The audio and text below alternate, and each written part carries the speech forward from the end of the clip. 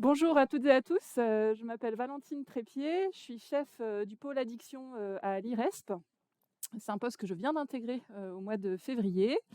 Je travaille avec Claire, Wright et Laura Quéré qui sont dans la salle, qui sont, toutes les 2 chargées de mission, à l'IRESP et que je dois dire, sont très patientes, dans ma prise de fonction, voilà, m'aident beaucoup et je travaille également avec Marion Cipriano, à l'IRESP. Je voulais remercier, bien sûr, Colline Bancel, pour, l'organisation, de ce colloque. Voilà, tout à l'heure, Jérôme a dit que tu avais été, la cheville ouvrière de cette journée, effectivement, donc un grand merci.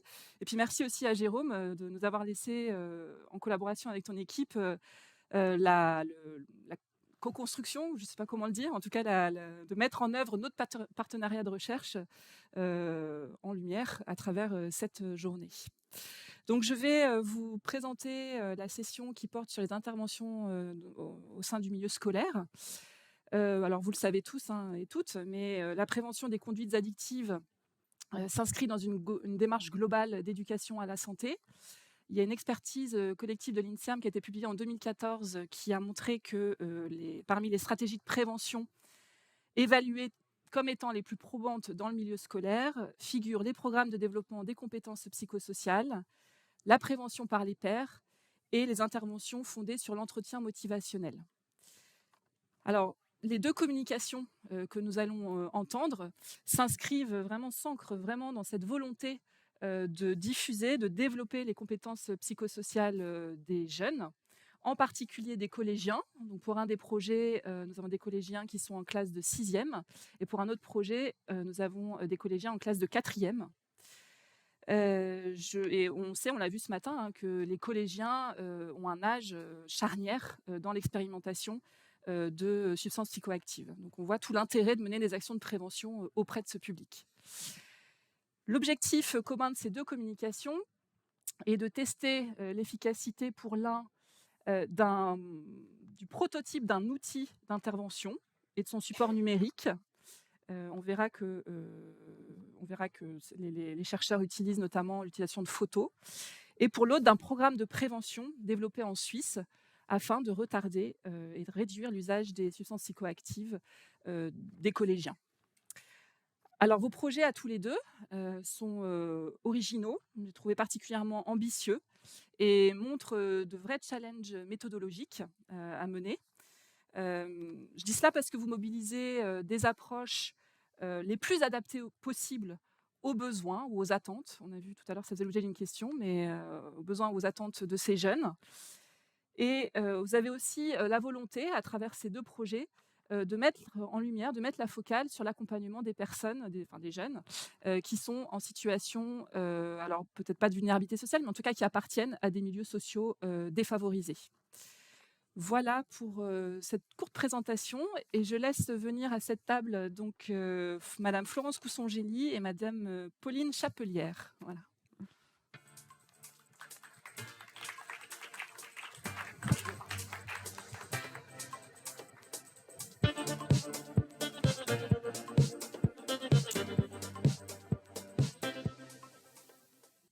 Alors madame, Florence Cousson-Gély, vous êtes professeure de psychologie de la santé à l'université, Paul Valéry, directrice scientifique d'Épidore à l'Institut du cancer à Montpellier et madame, Pauline Chapelière, vous êtes chargée de prévention, formation à l'association La Boussole à Rouen.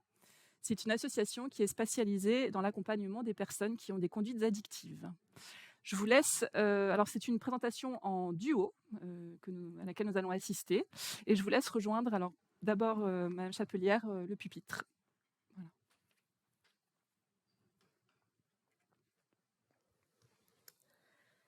Alors bonjour à tous. Donc effectivement, on va faire ça à 2 voix puisque du coup, je vais commencer par vous présenter l'outil Escape, Addict et le programme. Parce que moi, en tant qu'actrice de terrain, c'est vrai que je suis plus spécialisée. Pour la partie théorique, je laisserai, Florence prendre le relais parce que un peu plus, c'est pas ma spécialité. Donc Escape Addict, c'est un outil, donc moi, je fais partie de l'association La Boussole. En fait, en 2019, on a voulu renouveler un petit peu nos outils de prévention.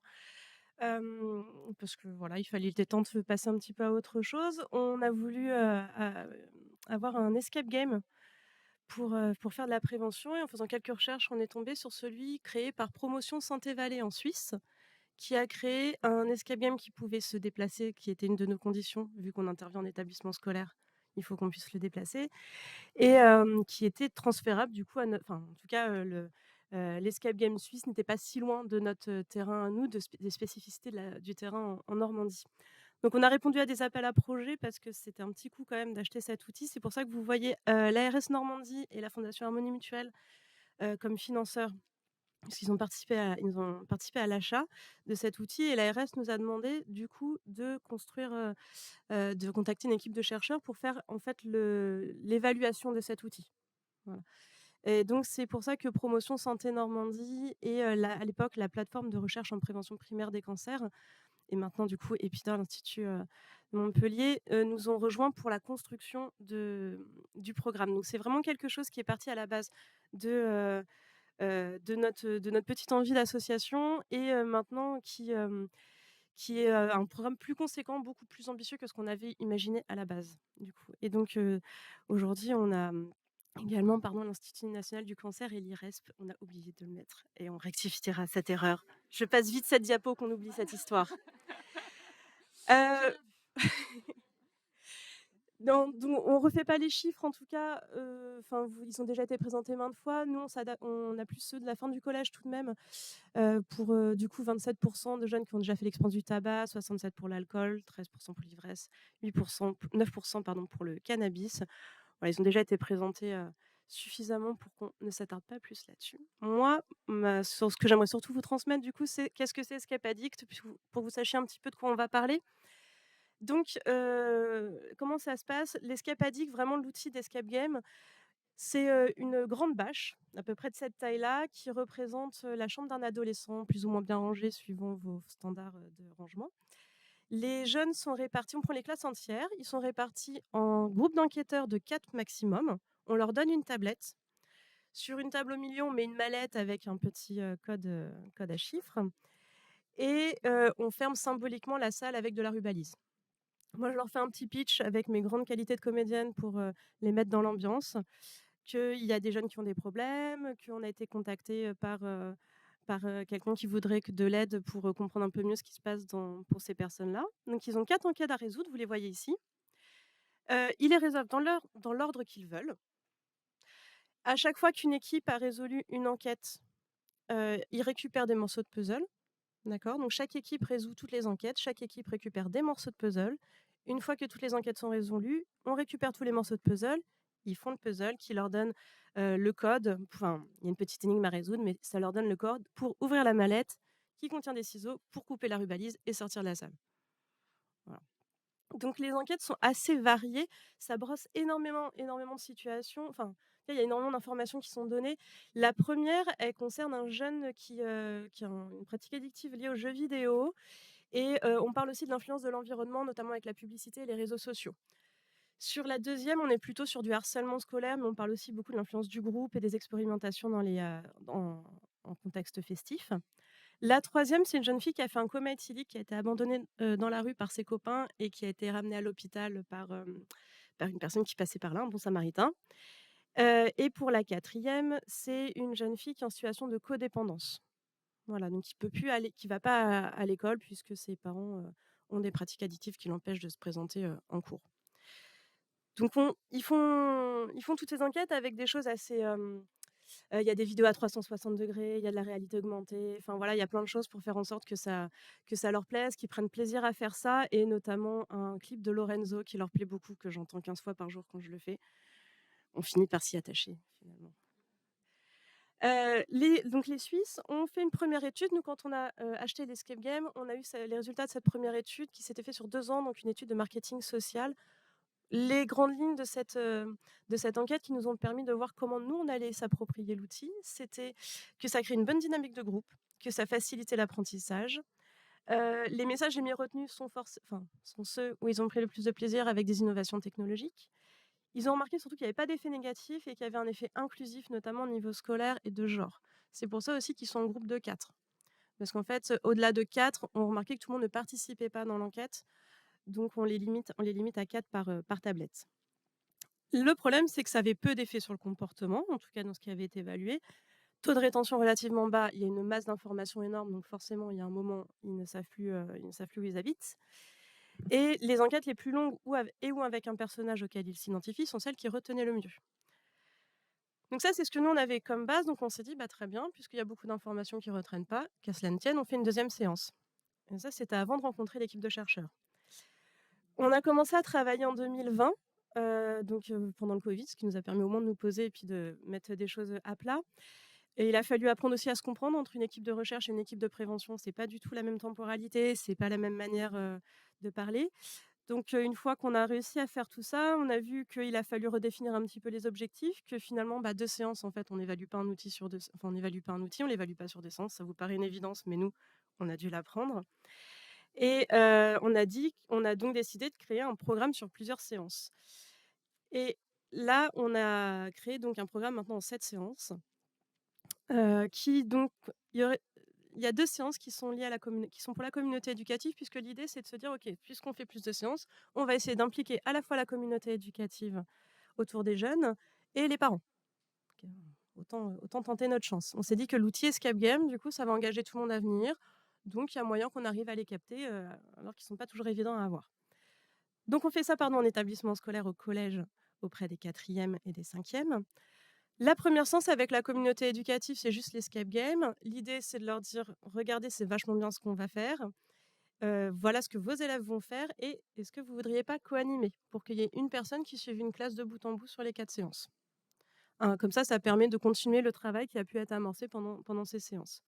Les élèves, à chaque fois en classe entière, ont 4 séances de 1h30 que je vais vous détailler et pour finir, on a une séance avec les parents qui doit se dérouler après, là avec un professionnel de l'accompagnement, par exemple un professionnel de la consultation jeunes consommateurs de la CJC qui peut du coup aider pour, si jamais il y a des situations un peu compliquées ou, qui nécessitent, ce type de professionnel. La première séance en 1h30 pardon, c'est l'escape addict, juste ça. Deuxième séance tabac, alcool, cannabis, qu'en sait-on? On essaie de tabler toujours sur des choses un peu ludiques, donc avec un quiz. On se base sur les chiffres notamment de l'OFDT, en région, du coup, donc j'attends avec impatience les résultats de cette nouvelle enquête pour adapter mes réponses au quiz. On est beaucoup sur l'échange et là, c'est sur plutôt recueillir des informations, mais aussi qu'ils puissent s'exprimer. D'accord? L'idée, c'est que de toute manière, qu'ils parlent de eux, leur vision des choses, leurs ressentis, qu'est-ce qu'ils font et cetera. J'exprime et je m'affirme. On va être sur la gestion des émotions, des mises en situation. Voilà, identifier les émotions en lien avec, des usages.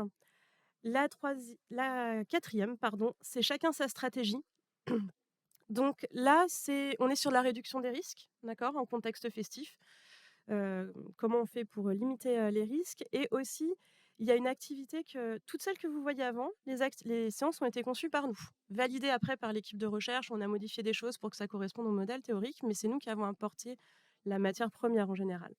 Pour la dernière, on a créé du coup une nouvelle activité qu'on ne faisait pas avant pour justement engager le changement de comportement. Donc là, on leur demande de se projeter dans un comportement dans quelques années, on imagine plutôt le début du lycée, dire voilà, quelle serait leur position par rapport, aux pratiques addictives. Voilà. Donc ça, c'est ce qu'on a réussi à créer ensemble et on a testé là en 2022, on a fait les premières fois ce programme en 7 séances. Pardon, je suis revenue en arrière. Hop et voilà et c'est là que du coup je laisse la place.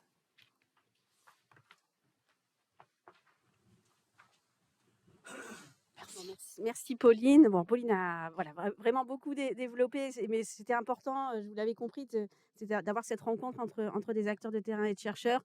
Donc juste pour remettre un petit peu l'ancrage théorique, c'est vrai que par rapport à tout ce que nous a apporté la boussole et puis de savoir comment se déroulait ce jeu, on a retenu le modèle du Combe qui nous paraissait le plus adapté, notamment pour parler de ce comportement, chez ces jeunes-là et qui nous paraissait aussi le plus adapté par rapport au jeu. Donc le modèle du Combe, qui a été développé par, l'équipe de Suzanne Mickey, c'est, notamment, autour, vous le voyez, des capacités.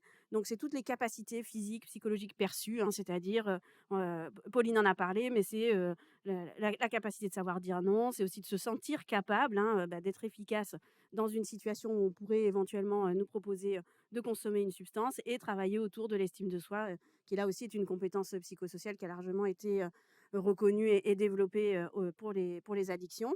Après, il y a toute la partie motivation qui va être aussi importante à travailler avec les jeunes. Et c'est pour ça que c'était important aussi que le jeu et cette dimension ludique pour effectivement les amener à participer au jeu. Mais c'était aussi très important de rajouter des séances. Et ça, c'est ce que nous a aussi appris l'évaluation qui a été faite par les Suisses. Et enfin, les opportunités, c'est-à-dire tous les facteurs environnementaux qui vont favoriser ou pas le comportement. Donc, toute la partie sur les leviers sociaux, l'environnement, le contrôle parental, les normes sociales et les règles du collège. Comment je fais pour avancer la diapo? En fait, j'ai pas... C'est le vert, d'accord, merci. Donc, je ne vais pas revenir là-dessus, mais Pauline l'a très bien dit. On a co-construit donc ensemble les séances. On a identifié les techniques de changement de comportement pour chaque activité, donc pour les ancrer sur le COMB et sur les BCT. Pour vous donner un exemple, donc différents concepts qui ont été identifiés dans le jeu. Donc, on voulait travailler sur les connaissances, sur les croyances aux conséquences, sur les intentions, les attitudes, etc.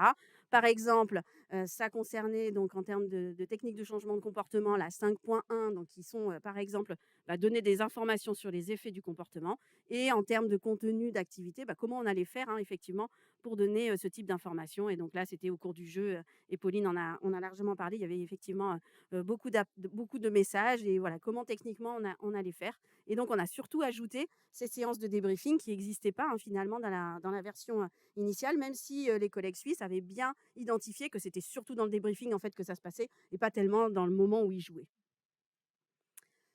Donc suite à ça, on a répondu à l'appel à projet, donc un cas IRESP, donc pour financer cette faisabilité, parce que ça reste une faisabilité, avec une hypothèse principale, c'est d'une part de voir si cet escape addict, dans une version quand même beaucoup plus longue que ce qui était prévu initialement, est-ce qu'il était souhaitable, est-ce qu'il était acceptable, et est-ce que c'était facile à mettre en œuvre au niveau des collèges.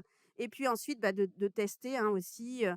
Si on imagine que la suite, ça va être un essai randomisé contrôlé en cluster, c'était aussi de tester donc dans quelle mesure on avait déjà quelques données sur le fait que l'escape addict pouvait retarder la première expérience ou diminuer la consommation de substances. Donc, vous allez voir qu'on prévoit quand même un nombre assez important de sujets parce qu'on a envie quand même d'avoir un petit effet donc pour calculer le nombre de sujets nécessaires par la suite. Et dans quelle mesure l'escape addict allait aussi augmenter les différentes variables du COMB que je vous ai présenté juste avant. Donc voilà, un essai pilote assez classique, donc avec une étude qui va porter sur les établissements secondaires, donc les collèges, dans l'agglomération de Rouen, donc en sachant que nous on est à Montpellier, donc voilà, c'est du coup l'association qui va aussi beaucoup travailler au niveau du protocole de recherche et notamment au niveau du recueil de données. Donc on est sur des milieux défavorisés, ça aussi c'était quelque chose de volontaire de notre part. Vous le voyez, 4 collèges dans le groupe intervention, 4 collèges dans le groupe contrôle. Donc l'intervention doit se faire au minimum dans 3 classes par collège, ce qui nous fait 12 classes dans chaque groupe, et à peu près 300 élèves donc, qui seront inclus dans chaque groupe. Voilà, le design assez classique, donc recrutement des établissements. Donc là, la première année nous a servi notamment à élaborer donc le questionnaire. Au niveau des consommations, on a pris des choses qui existaient déjà, mais au niveau des connaissances, des capacités à résister, etc. Donc là, voilà, on a construit le questionnaire, on a testé le questionnaire. Donc tout ça, c'était pour les hypothèses 2 et 3. Et puis, bien sûr, une grosse partie en fait du recueil de données va être sur des entretiens. Donc des entretiens semi-directifs pour savoir si effectivement ce jeu est bien accepté. Donc des focus group avec des élèves, mais aussi avec la communauté éducative et avec les intervenants pour développer le jeu. Donc ça va se faire sur l'année scolaire qui va arriver. Voilà, donc je vais conclure pour dire que on espère, et en tout cas c'est ce que permettra cette étude, de tester la faisabilité, l'adaptation donc de cet escape addict qui, vous l'avez compris, est co-construit entre des chercheurs et des acteurs de terrain, d'avoir donc les premiers résultats pour pouvoir calculer une taille d'effet par la suite, et donc d'estimer cette taille d'effet et la puissance et la taille de l'échantillon pour concevoir donc un futur essai à plus grande échelle. Voilà, je vous remercie pour votre attention. Et puis on va prendre les questions à la fois dans la salle et sur le chat. Allez-y. Moi, je me posais la question peut-être des négociations entre vous qui avaient été les plus difficiles? Peut-être on imagine qu'effectivement on a, bien que l'objectif, total, c'est effectivement améliorer la santé des populations et que globalement on s'y rejoint entre chercheurs et acteurs de terrain. On imagine effectivement qu'il y a des points qui sont plus ou moins importants pour nous et donc voilà, j'imagine bien qu'il y a eu des négociations entre vous, vu les évolutions aussi qu'il y a eu, du projet. Donc je me demandais peut-être laquelle est la plus marquante ou laquelle vous a appris peut-être, de laquelle vous tirez le plus de leçons? Éventuellement les préconisations si ce type de partenariat devait se refaire? Oui, ça c'est bon. Ce qui il y a eu un temps un peu de latence au début, parce qu'on a eu du mal, en fait, à comprendre qu'on parlait pas le même langage et donc à comprendre que les objectifs, il fallait qu'on les clarifie tous ensemble, que ça tombait pas, sous le sens. Donc ça a pris un peu de temps ça et puis, une fois qu'on a compris comment ça allait fonctionner et ce que chacun cherchait et ce que chacun allait y trouver, on a pu vraiment avancer, en fait. Donc c'est plus de clarifier les choses, de se rendre compte qu'en fait, nous, par exemple, un projet qui prend 1 an, on est déjà sur enfin, voilà, c'est un bon projet, quoi. Vous, clairement, vous avez des temporalités beaucoup plus longues. Donc au début, on comprenait pas. On se disait: «Bah, ça prend un peu de temps quand même, il a d'y avoir trop de deadlines», enfin et en fait, une fois qu'on a compris ça et bah, ça a été beaucoup plus simple. C'est vraiment de prendre ce temps, en fait, de discuter ensemble de comment ça fonctionne, comment chacun fonctionne et puis, de préciser enfin, voilà, d'arriver au préciser un maximum aussi les contraintes. Qu'est-ce que ça suppose de faire la recherche? Quelles sont les contraintes qu'on doit avoir, quoi? Enfin, nous, qu'on doit respecter. Oh, oui, si je peux compléter, bah, déjà, c'était aussi de vous faire accepter que d'abord, on allait faire une faisabilité aussi. C'est-à-dire qu'effectivement, quand, la boussole est venue nous voir, bah, comme beaucoup d'acteurs de terrain, c'est on veut savoir si ça marche, en fait. Alors déjà, c'est ça marche, mais ça marche sur quoi et cetera. Donc effectivement, faire bien repréciser, quel va être aussi l'objectif et puis, bah, dire, «Non, on peut pas partir sur un essai randomisé, comme ça directement» et effectivement de retravailler ça, puis de retravailler après, le contenu du jeu parce que ça c'était pas non plus, forcément acquis, d'emblée. Voilà donc c'est tout ce moment de rencontre et effectivement de vocabulaire, et tu as tout à fait raison. Par contre, une fois que c'est fait, c'est super chouette, en fait et on a appris énormément, enfin, moi, j'ai appris beaucoup sur, ce que je mets dans mes interventions, pourquoi je le mets comme ça et comment je pourrais travailler sur les prochaines. Ça, c'est vraiment hyper intéressant. Comment engager les jeunes dans un processus de co-construction d'un outil pour la prévention?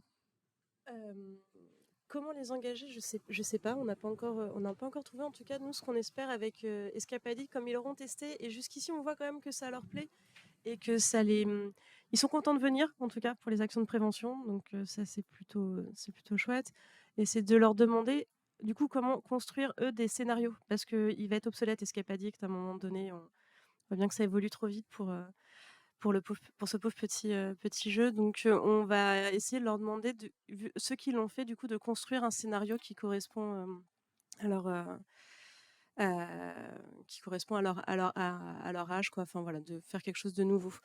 Mais j'ai jamais, moi, en tout cas, construit de choses directement avec les jeunes où ça a été fait, mais le problème, c'est de les amener assez loin dans la réflexion pour qu'on n'ait pas juste des affiches avec marqué «Fumez-tu», par exemple. C'est ça, en fait, qui est parfois un peu compliqué. Oui, si je peux compléter, ce que dit Pauline, c'est vrai que là, c'est pas un jeu où on co-construit. C'est-à-dire ils jouent, il y a de l'animation et cetera. On les amène à réfléchir à un certain nombre de choses, mais je pense que c'est parce que c'est des collégiens aussi et que faire de la co-construction, même si on peut le faire, enfin, c'est vrai que nous, on l'a fait sur d'autres programmes.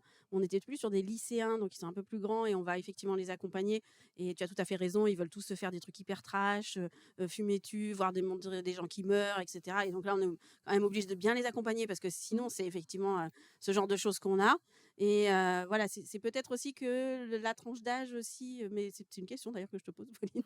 Est-ce que du coup, c'est aussi parce qu'au collège, c'est peut-être un petit peu plus compliqué par rapport au fait, surtout que là, on est quand même dans des collèges avec des milieux qui sont pas forcément très favorisés, donc c'est parfois peut-être un peu plus difficile, mais c'est peut-être une idée d'ailleurs. À voir. Peut-être que ça va faire. C'est vrai que du coup, je ne connais pas en tout cas de personnes ça a été fait sur certaines associations hors scolaire que j'ai accompagnées vraiment, mais ça demande, voilà, ça demande quand même un peu de temps, quoi, du coup et donc là, déjà, faire accepter ce programme-là en 4 sens pour les élèves et tout, c'est un peu compliqué donc c'est plus une question de temps, je pense, peut-être que de public au final. Alors Moi, j'aurais une question. On en a discuté hier avec Claire, du pôle. En fait, on voulait savoir quelle est la réception des équipes soignantes, pardon, des équipes soignantes, n'importe quoi, des équipes enseignantes, pardon, de votre projet. Finalement, vous en avez pas parlé des instits, des profs, plutôt des S profs. Au Alors des collège, c'est des profs, profs. mais justement, on aimerait aussi s'adresser à la communauté éducative, la vie scolaire, en fait, les assistants Ouais, d'éducation, parce que les profs ont quand même souvent tendance à nous dire qu'on leur en demande déjà beaucoup, donc c'est un peu compliqué. Donc certains profs veulent bien venir, en fait, sur toutes les d'accord, séances, souvent sur la classe la plus sympa. Voilà, d'accord. en général, la classe qui pose problème, il y a pas grand monde qui veut y aller. On a du mal à les mobiliser. C'est justement un des points où il faut, voilà, qu'on reprécise un peu ce qu'on attend d'eux aussi, parce qu'on n'attend pas d'eux qu'ils viennent pour faire de la discipline, pour, compter les points, c'est pas ça qu'on leur demande, c'est vraiment de s'engager dans une démarche de co-animation, ou en tout cas d'être là pour contribuer à la suite, en fait, de ce que les élèves vont voir. Donc c'est leur posture du coup qui a changé, et ça je pense soit on le présente mal, soit en tout cas ça, ils ont l'impression qu'on leur demande de venir juste pour faire la discipline. D'accord. Donc on a Oui, un peu du et mal. puis ça, c'est des éléments qu'on va avoir avec les entretiens qu'on va faire avec eux. C'est-à-dire qu'effectivement, est-ce que c'est acceptable ou pas? Parce qu'effectivement, il y a quand même un certain nombre de séances, que pour les enseignants, bah, malgré tout, ils doivent faire leur programme. Donc forcément, que s'ils donnent entre guillemets des heures, bah, il faut aussi peut-être prévoir dans le programme enfin, dans l'escape game et dans les séances, que ça puisse aborder certaines compétences que eux, de toute façon, doivent évaluer dans le cadre du programme du collège. Enfin, voilà, c'est ces petites choses-là qu'effectivement on va tester avec l'étude et qu'on pourra éventuellement adapter par la suite. D'accord. Et dans un même, ordre d'idées, pareil, quelle est la réception des familles, enfin de l'entourage? Ça fait le lien avec la session de tout à l'heure, mais voilà, j'imagine qu'il y a un consentement. Enfin, vous devez faire signer, comme on a vu ce matin, mais de faire signer le consentement des Oui, familles. alors juste pour le consentement, puis revenir sur l'histoire du CPP, nous, on n'est Ce matin. surtout pas passé par un CPP. Il ne faut surtout pas passer par un comité de protection des personnes pour ce genre d'études. On est avec des collégiens, c'est pas de la population clinique. Donc maintenant, on a de plus en plus de comités éthiques au niveau des universités, mais on peut aussi aller solliciter le comité éthique de l'INSERM pour donc avoir la validation et avoir un numéro d'IRB, parce que maintenant, il faut ça pour publier. Et je sais plus, ah oui, et donc du coup, pour le comité, on demande un consentement passif. C'est-à-dire qu'effectivement, pour d'autres études, on a fait du consentement actif, et comme le disait la collègue ce matin, bah, malheureusement, on a beaucoup de parents qui, c'est pas qu'ils veulent pas que leur enfant participe, mais c'est qu'en fait, ils ne répondent pas. Donc c'est beaucoup plus simple de faire un consentement passif quand on peut le faire. Et là, ça a été accepté par le comité éthique.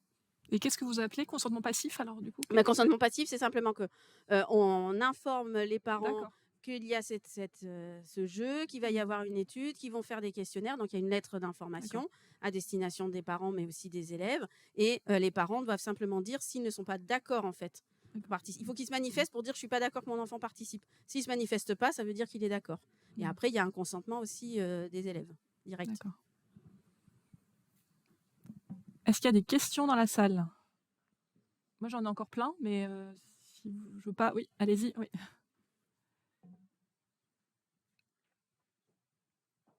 Merci. Du coup, Pauline a dit tout à l'heure que, dans votre collaboration, l'équipe de prévention avait beaucoup appris des chercheurs, et je voulais vous demander, vous, l'équipe de chercheurs, est-ce que vous avez appris de l'équipe de prévention, et qu'est-ce que vous avez appris? Alors, c'est vrai que moi, c'est un petit peu particulier, Pidor, parce qu'on est déjà une équipe de chercheurs et d'acteurs. Alors, je dis pas qu'on n'a rien appris avec Pauline, mais c'est que du coup, ça nous a confirmé effectivement ce qu'on travaille déjà au quotidien, c'est-à-dire que toute la question on a des modèles théoriques, on veut donc effectivement avoir des programmes qui soient quand même assez longs, parce qu'on sait que sinon ça va pas être efficace, et il faut que ça corresponde à ce que les associations peuvent mettre en place directement sur le terrain, et les enseignants, qu'est-ce qu'ils peuvent faire en fait. Et donc c'est tout cet ancrage entre guillemets dans le terrain qui est hyper important, et que si effectivement on reste chercheur à imaginer le plus beau protocole, la plus belle intervention du monde, mais si on la co-construit pas avec des acteurs de terrain, effectivement très vite on va s'apercevoir, ou peut-être qu'on va arriver quand même à la faire, parce qu'il y a un essai, parce qu'effectivement, et sur la partie recherche, les établissements sont aussi assez friands, entre guillemets, de participer à une recherche. Donc, on peut avoir des établissements qui participent parce qu'il y a une recherche, et puis dès qu'après, ça passe dans la vie de tous les jours, entre guillemets, ben là, ça va être beaucoup plus difficile, effectivement, à ce que ça continue. Donc, c'est pour ça que c'est vraiment important pour nous de co-construire l'intervention, mais de co-construire aussi le protocole de recherche parce que, oui, parce que sinon on va avoir des freins qu'on n'avait pas forcément identifiés au départ.